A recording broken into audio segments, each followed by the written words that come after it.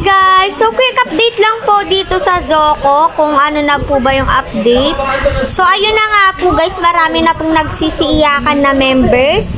Kung umaasa po sila na makaka-withdraw ngayon, pero yun na nga, parang takbo na, hindi lang parang, tumakbo na nga to si Zoco and hanggang ngayon is nang uuto pa sila ng mga tao, no? So, pinagbabayad sila ng taxes.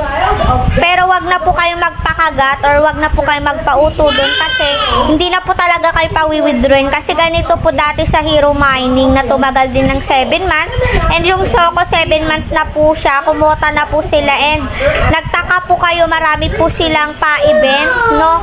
Na maliit lang yung punan pero ang laki ng balik. Sino ba naman yung hindi magtataka doon? Buti na lang hindi po ako nagpadala sa mataas na income. So, ayun na nga guys, according to the requirements of the Philippines government, you need to pay the taxes immediately para lang daw maka-withdraw. So, ayun na nga, sayang naman po. Wag po kayo magpipay dyan kasi kumukuha pa po sila ng maraming pag-i-invest dyan. So, nauuto na lang yung mga yan po. Huwag po kayo magpapauto. So, get all natin yan, no? Sayang naman yung $54 natin, hindi na natin mawi-withdraw. Pero, mas kawawa talaga yung mga nag-purchase ng mga pa-event ng Zoco. Which is, di ba, sabi nila hanggang Sunday lang daw yung pa-promo. Tapos, nag-extend sila ng may $20 tas $30. So, mas marami nag-avail doon kasi mababa lang yung capital. So, maraming kumagat doon. Kumota na si Zoco.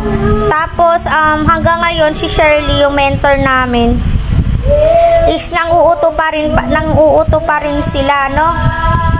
Ayan. May mga nagbabayad pa rin ng taxes. Ayan, nagsisend pa rin sila ng taxes. Pero hindi po yan totoo na makakapag-withdraw po kayo once na po kayo ng tax.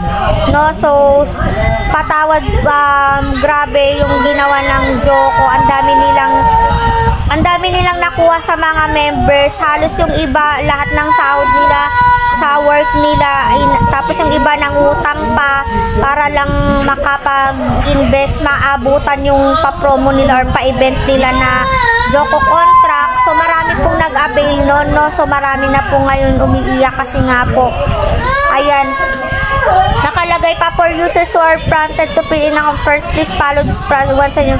Wag na po kayo magpapauto dyan kasi nga na yan, kumukuha na lang sila ng mas maraming pera sa mga tao. So, kung uto-uto ka, naku, wag na po. Ganito yung mga app sa una paying, syempre habang magtatagal, once na ilang months na is hindi na po sila magpapapay. Nga pala guys, meron naman tayong bagong application which is magtatagal siya and play to earn po siya, mag-enjoy po kayo, which is yung Rich Farm nga po, nakatulad dati ng Lely Gold Farm o kaya po Crazy Fishing. So, marami pong pumaldo doon, lalo na yung mga vlogger.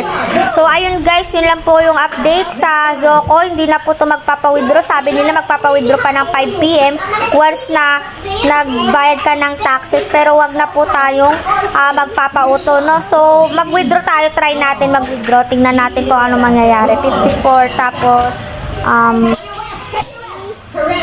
next slide. withdraw na. According na of the pay, you need to pay the, ayan, warning. Hindi tayo makapag-withdraw, no? So, ayan guys, no, wag na po tayo magpa-auto kay Zoco Mining. Naghahakot na lang po yan sila. Please stop investing na po sa Zoco. Wag na din po kayo magbayad ng taxes. Yun guys, yung bagong application na Rich Farm, ilalagay ko na lang po sa pinned comment section ko yung link nun. And meron din pong details doon. Meron din po akong vlog about sa Rich Farm. Panoorin nyo na lang po kung paano kumita.